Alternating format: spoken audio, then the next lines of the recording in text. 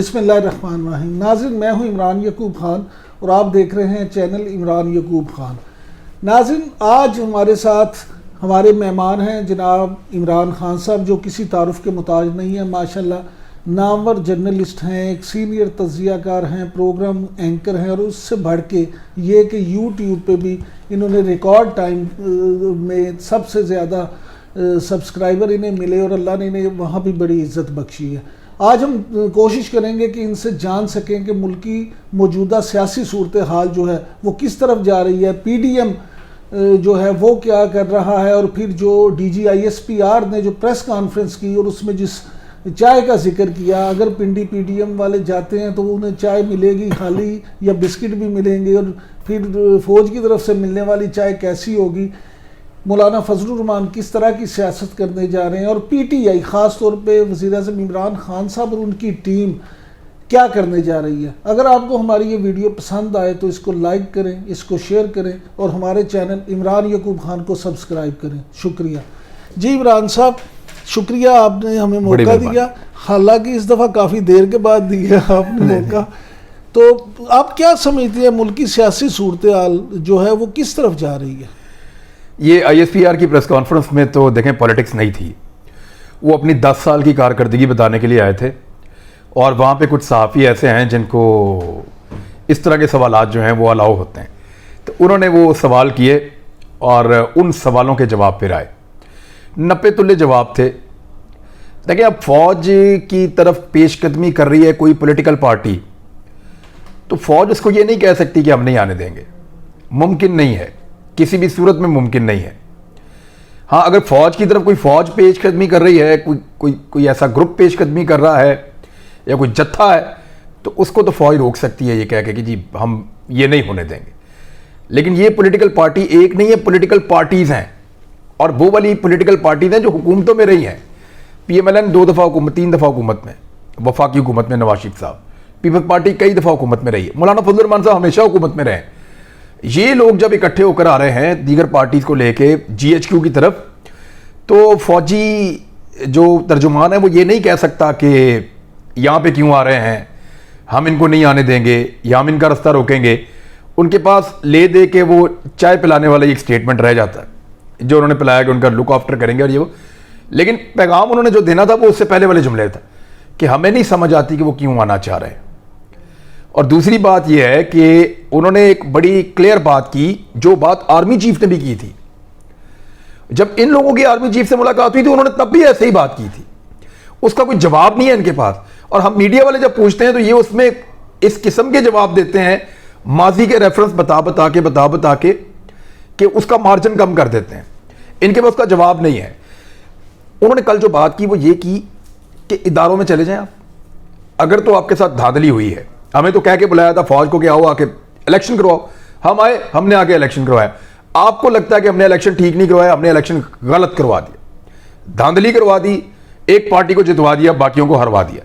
जिनको हरवाया है उनके पास कोई तो सबूत होगा। जाली वोट जो है वो तो पकड़े जाते हैं 2 मिनट के अंदर, यानी जाली वोट ऐसा तो नहीं हो सकता, थंब इंप्रेशन चेक होते हैं, मखसूस स्याही है जिसके साथ ये होता है। 2013 में आपको पता स्याही का बहुत रोला पड़ गया था, फिर मोहरें लगी हुई होती हैं, वोटों की दोबारा गिनती हो सकती है, उनकी वेरिफिकेशन हो सकती है, और वो बड़े लंबे अरसे तक हो सकती है। इन्होंने किसी जगह पे भी वेरिफिकेशन वाले प्रोसेस में गए ही नहीं, ये किसी जगह पे भी इंक्वायरी में गए ही नहीं, किसी जगह में इन्होंने इस तरह के टेक्निकल एलिगेशंस उठाए ही नहीं। जो टोटल दरखास्तें आई थी ना इलेक्शन कमीशन को कि धांधली हुई है हमारे साथ, उसमें सबसे ज्यादा दरखास्तें पाकिस्तान तहरीक इंसाफ की थी, बाकी जमातों की कम थी, और उनके लोग अभी भी ये मुकदमे लड़ रहे हैं। फिर उनकी पार्टी ने पॉलिसी दी कि यार बस कर दो, छोड़ो, हमारी हुकूमत बन गई है, और फिर वो क्योंकि हुकूमत बन गई तो वो अंगेज हो गए बाद में। लेकिन अपोजिशन ने इसको परसू ही नहीं किया। इनकी पहली मीटिंग होती है पार्लिमानी पार्टी की जिसमें सारी पॉलिटिकल पार्टीज ने अपने अपने बंदे भेजे थे। उस मीटिंग का जो एजेंडा था, उसके जो मिनट्स थे, उसमें यह आया था कि हुकूमत ने इनको ऑफर किया था अपनी इत्तेहादियों के साथ मिलकर कि आपके साथ जहां जहां धांधली हुई है, जहां जहां आपको लगता है हुई है, आप उनके सबूत और उनके रेफरेंसेस अगली मीटिंग के अंदर लेकर आ जाएं। आपके साथ हुई है तो आपके सारे बंदे आपको दे देंगे, वो लेकर आप अगली मीटिंग में आ जाएं, हम इस मामले को टेकअप करेंगे और जहां पे आपको लगेगा हम आपकी मदद करेंगे, इलेक्शन कमीशन में जाना पड़ा वहां जाएंगे, दोबारा इलेक्शन की जगह पे इन्होंने पूरी ऑफर की थी, दूसरी मीटिंग में कोई गया ही नहीं, उन्होंने बाइकआउट कर दिया कि ये तो टेक्निकल चीजों की तरफ जा रहे हैं, हम तो धांधली का सिर्फ शोर मचा रहे हैं। देखिए मैं ये नहीं कहता कि धांधली नहीं हुई, लेकिन उस तरह की धांधली नहीं हुई जिस तरह की ये क्लेम कर रहे हैं। उस तरह की इनके साथ धांधली हुई है वो वाली कि इनके बंदों को कहा गया कि इनकी हुकूमत नहीं आ रही, बंदे इनको छोड़ के दूसरी पार्टियों में चले गए, सादी बात है। यानी प्री पोल रिगिंग। हाँ, साफ इनके बंदों को इंप्रेशन बन गया ना पाकिस्तान में कि पीटीआई की हुकूमत आ रही है। तो यहां पे आपको पता है बेशुमार ऐसे बंदे जिनको हुकूमत में रहना पसंद है, उन्होंने छोड़ा पीएमएलएन को और जाके पीटीआई में शामिल हो गए। अब या तो ये कहते हैं कि हमारे बंदों को जबरदस्ती किया गया, तो जिन बंदों के साथ जबरदस्ती की गई है और वो शामिल नहीं हुए, उनमें से कोई आ जाए और आके कहे जी मुझे फलां ब्रिगेडियर आके मिला था या फलां जर्नैल मुझे आके मिला था, उसने मुझे कहा था कि अगर तू इस वक्त पीटीआई में शामिल हो जाएगा तो तेरा फायदा कर देंगे वरना तेरा नुकसान कर देंगे, लाए कोई बंदा। इस तरह के बंदे भी नहीं लेकर आए। भाई हारने वाला तो कहता है खुदकुशी कर लूं मैं, इस तरह के बंदे भी नहीं लेकर आए। तो ये धांधली का इशू नहीं है, इशू हुकूमत का है। ये इस वक्त फौज को ये नहीं कह रहे कि आप इमरान खान को क्यों लाए, ये फौज को ये कह रहे हैं कि हमें रेस्क्यू क्यों नहीं कर रहे, वो हम फंस गए। इनके नुक्ता नजर में क्या आप ऑफ द रिकॉर्ड बैठ के बात करें, ये कहते हैं फौजी भी तो बेईमान है, चोर है, ये डीएचए नहीं बनाया इन्होंने, यहां पे ये पैसे नहीं कमाते, ये दुनिया के हर कारोबार के अंदर फौजी घुसे हुए हैं, अस्करी बैंक इन्होंने बनाया हुआ है। इस किस्म की चीजें ये फौज के बारे में कहते हैं ऑफ द रिकॉर्ड मीटिंग में, कहते हैं जब फौजी बेईमानी कर सकते हैं तो हम भी कर सकते हैं, हमें भी करने दो। लेकिन फौजियों ने वो बेईमानी ऐसे थोड़ी है कि वो कौम का पैसा लूट लूट के लेके जा रहे हैं, और वो कारोबार कर रहे हैं। यानी उनका जो डीएचए है उसके अंदर वो पैसा बना रहे हैं। आप उनका कोई कंपटीशन नहीं है तो एक अलग बात है, लेकिन आप जो जो चीजें वो कर रहे हैं उसको आप पॉजिटिव देखें नेगेटिव देखें, वैसी चीजें कोई और करके दिखाए। पाकिस्तान में उनका कंपटीटर कोई बनने को तैयार ही नहीं है। नहीं, जहां आप फंसते हैं कोई भी मसला होता है तो वहां फौज को बुलाते हैं। अब आप ये कह रहे हैं कि फौज जो है वो आके आपको रेस्क्यू भी करे और उसके बाद वो इमरान खान को निकाले। मेरा आपसे ये पूछना चाहता हूँ मैं, मुझे समझाएं जरा ये बात कि एक तरफ तो ये कहते हैं कि हुकूमत सिलेक्टेड है, दूसरी तरफ जिनको ये सिलेक्टर्स कहते हैं अब उन्हीं से कहते हैं कि इनको निकाल लें ताकि हम आ सकें। तो ये दोगा म्यार नहीं है। ये कहते हैं, देखें मैं आपको सादा और साफ बात बताऊं, इनको ये पता चल गया कि एक आउटसाइडर आके बीच में घुस गया, यानी एक ऐसा आदमी बीच में आ गया हमारी पॉलिटिक्स में जिसके लिए जगह नहीं थी। वो बाहर से आके हमारा झूला तोड़ देगा, हमने बारी बारी झूला लेना होता है। वो बाहर से आ गया, उसका वजन भी ज्यादा है, वो जोर से झूला लेता है, वो तोड़ देगा झूला, फिर हमें मजे भी नहीं आएंगे बाद में। ये अब वो झूले वाले को कह रहे हैं कि तेरी बड़ी मेहरबानी इनू उतार तो सानू उत्थे चढ़ा वापस, इहदी बारी भी ना पूरी होने दे। मामला ये है कि फौज का क्योंकि स्टेक इस मुल्क पे बहुत बड़ा है और वो इस मुल्क को, उनकी कुर्बानियां भी बहुत बड़ी हैं, और फिर आप देखेंगे वो ज्यादा हसास भी होते हैं चीजों में, उनके स्टेक्स हैं और वो चीजों के अंदर इन्वॉल्व भी इसीलिए कि उनको लगता है कि यहां कैपेसिटी नहीं है। कैपेसिटी होती तो फौज को क्या जरूरत थी बहुत सारे इश्यूज के अंदर अपने आप को बिला वजह धक्के खाने की। अब मामला यह है कि इमरान खान साहब आ गए, इनको प्रॉब्लम यह है कि इसको निकालेंगे वही जो इसको निकालने की ताकत रखते हैं। हम तो निकाल नहीं सकते क्योंकि निकालने के लिए चाहिए पब्लिक, और पब्लिक आपने देख ली कहां आ रही है। यानी इनके जितने जलसे हैं, इन्होंने मरियम नवाज का भी वो जो एक मिथ बनी हुई थी ना कि क्राउड पुलर की एक मिथ कि क्राउड पुलर तो मरियम नवाज है, तो वो मिथ भी तोड़ दी बेचारी की। यानी वो गली मोहल्लों में जाके 100-500 हज़ार आदमी इकट्ठा करना कोई मसला ही नहीं है। खान साहब मेरे साथ आप प्लान कर रहे हैं, हम चले जाते हैं, कोई 10-15 गाड़ियां लेके, कोई 100-150 दोस्त लेके चले जाते किसी भी मोहल्ले में, और वहां ढोल बजवा देते हैं, शोर मचवा देते हैं, वहां पे फूल शूल पकवा देते हैं, 2-4 घोड़े नचवा देते हैं, वो वहां पे भी कोई 1000-1500 बंदा इकट्ठा हो जाएगा। तो क्राउड पुलर की मिथ जो बनाई गई थी वो भी टूट गई। अब मैं और आप अगर मोहल्ले के अंदर जाके ऐसे बंदे इकट्ठे कर लें और बाद में हम उन्हें कहें जी मीनार पाकिस्तान आ जाओ, वहां किसी ने नहीं आना। यही हुआ मरियम नवाज के साथ भी। देखिए नवाज शरीफ ने और शहबाज शरीफ ने बड़ी मेहनत की थी, बड़ी मुश्किलों से उन्होंने अपने पैसे को इस्तेमाल कर करके ताल्लुक को इस्तेमाल कर करके लोगों के साथ ताल्लुकात बना के उन्होंने एक मिथ कायम की थी। और 2-3 चीजें थी उनके साथ। नंबर 1 उनका था कि बेदाग माजी।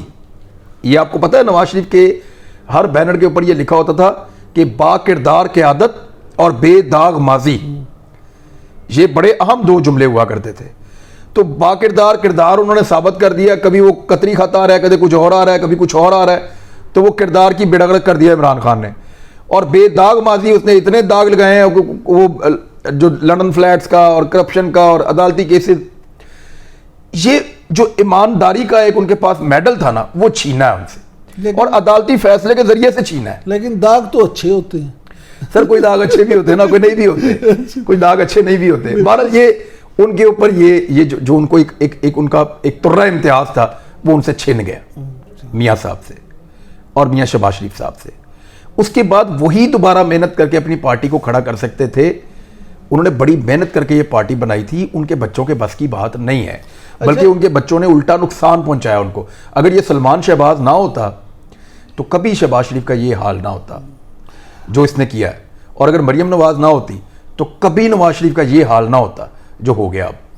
लेकिन इमरान साहब, अगर उनके बच्चों की बात करें तो हमजा शहबाज ने तो बड़ी मेहनत की है, लेकिन वो बेचारा हर दफ़ा जेल में इनकी भी सज़ा वो भुगतते। सर देखें, कोई लीडरशिप के कोई करंट होता है लीडरशिप का। मैं आपको वाकया एक बताता हूँ। मैं गुजरात में एक इलेक्शन कवर करने के लिए गया, तो मुझे उस दिन शहबाज शरीफ साहब के 2-3 दफ़ा फ़ोन भी आए, कौन जीत रहा है कौन जीत रहा है। मैंने कहा जी मुझे क्या पता कौन जीत रहा है, इलेक्शन हो रहा है, ये सब बताते हैं आपको। बाद में मैंने कहा मुझे लगता है आपका कैंडिडेट जीत जाएगा, जब गिनती विनती हो रही थी।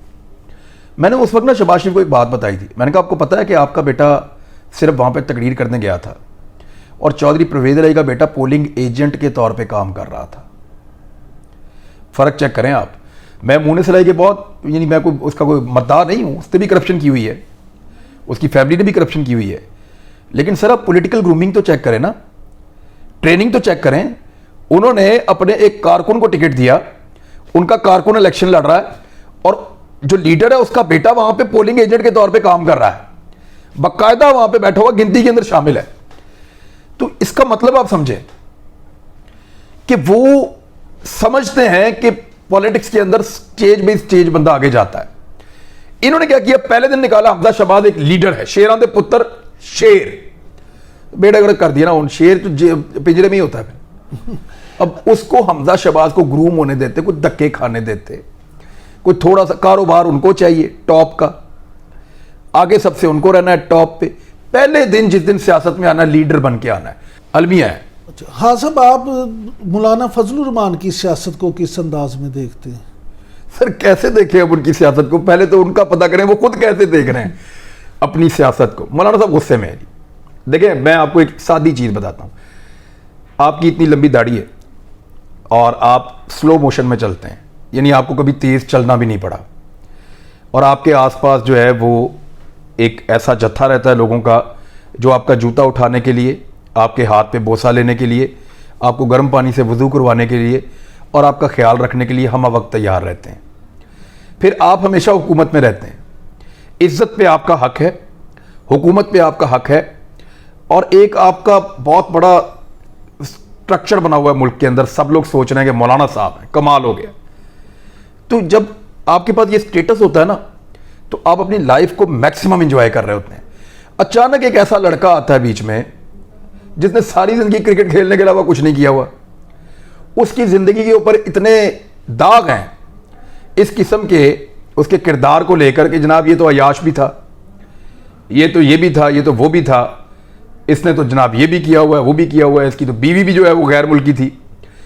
एक ऐसा आदमी आता है जिसके पास उस लेवल का कोई स्टेटस नहीं है जो मौलाना साहब इंजॉय कर रहे थे, और वो आके मौलाना साहब को मिट्टी देखें। अगर कोई मौलवी होता ना फजलुर रहमान साहब के साथ ये कर रहा होता, शायद वो कुछ हद तक बर्दाश्त कर लेते, लेकिन वो उनको ऐसा लगता है कि इज्जत पे और इक़्तिदार पे उनका हक है, और इस तरह का आदमी उनसे उनका हक नहीं छीन सकता जितने सारी ज़िंदगी जो है वो उनसे मुख्तलिफ गुजारी है। तो मौलाना साहब को तकलीफ़ बहुत है, गुस्सा बहुत है। ये गुस्सा रिफ्लेक्ट करता है उनकी तकारीर में, उनकी बातों में। मेरे ख्याल में उनको थोड़ा सा अपने गुस्से पे काबू पाना चाहिए और अपने सियासी दिमाग को वापस जगाना चाहिए। इमरान साहब, आपसे बातें तो मज़ीद भी कर दी हैं, लेकिन अब अगली नशिस्त में करेंगे इंशाअल्लाह। नाज़रीन बहुत शुक्रिया। अगर आपको हमारी ये वीडियो पसंद आए तो इसको लाइक करें, इसको शेयर करें और हमारे चैनल इमरान यकूब खान को सब्सक्राइब करें। शुक्रिया। पाकिस्तान जिंदाबाद।